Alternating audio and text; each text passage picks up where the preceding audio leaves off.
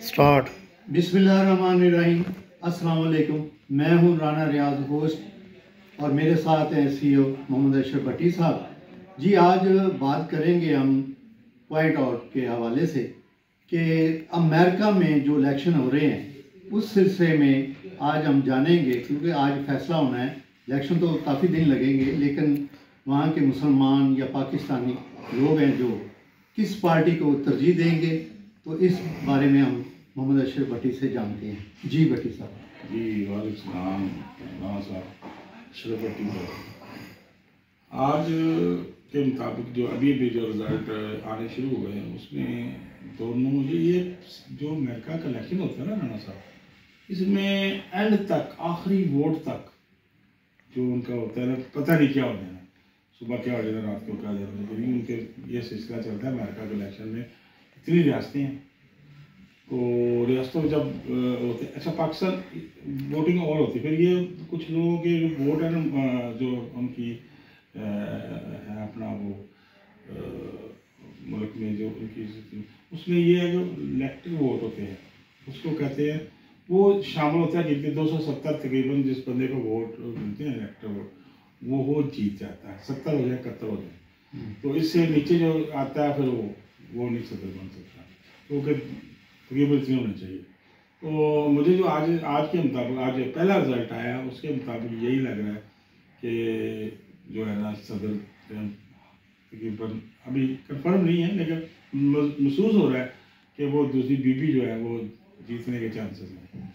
तो बाकी रह गए वोट, मुसलमानों के वोट जो है ना वो एक दफ़ा देते हैं, मतलब इस पार्टी को, दूसरी पार्टी को, मतलब ये इनका जो अवाम का वहाँ का मुसलमानों की बात कर रहे हैं। तो ये इसलिए अभी जो मेरा जो रिजल्ट इसका मतलब ये है कि ट्रंप का पलड़ा भारी नहीं है। नहीं, अभी कुछ नहीं किया जाता, जो नजर आ रहा है मैंने अभी जो फाइनल रिजल्ट जो आए हैं उसके मुताबिक उसके मुताबिक ये लग रहा है।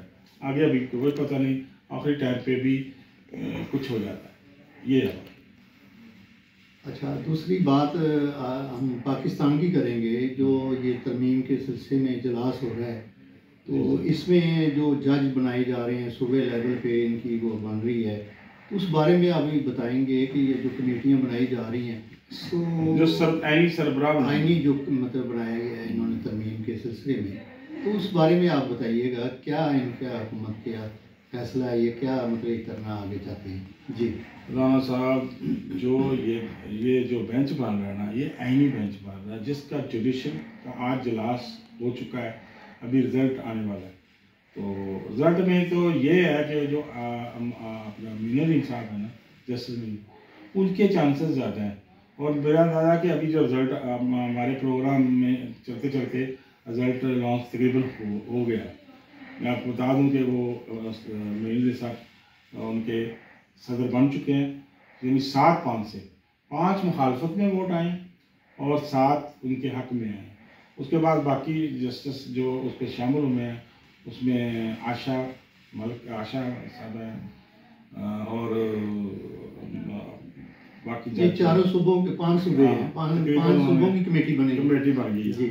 उसमें ये तकरीबन 7 जजों की जो है बेंच बन गया, तो उसके सरबराह जो है हो गए।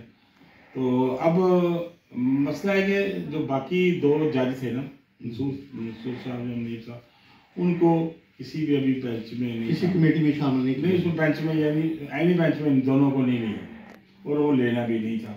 क्योंकि देखो गवर्नमेंट और 5 वोट जो मुखालफत में है, बड़ी छोटी बात नहीं है। अच्छा किया पीटीआई ने इसमें हिस्सा लिया। इसके 2 वोट वो थे, 5 वोट हो गए। 5 वोट मुखालफत में पड़े हैं ना, तो वेद नहीं कि जी बिना मुकाबला कामयाब हो गए।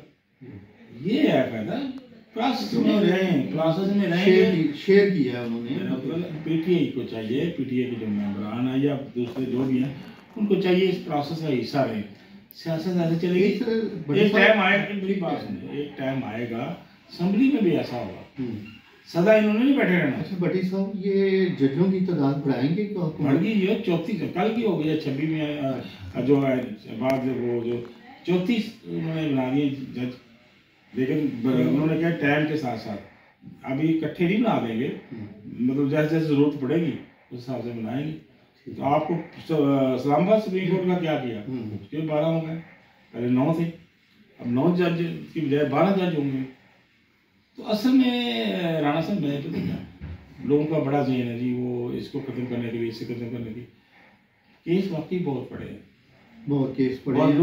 लोग बूढ़े हो गए हैं, लोग मर गए हैं, फैसले नहीं हुए जजों की कमी की वजह से। ये जरूरत है, लेकिन जो अब टाइम है ना, वो टाइम वाली बात जी। आज ही ये 2 मौजूद थे, एक तो अमेरिका का था और एक दूसरा जजों का, चीफ जस्टिस का था मसला।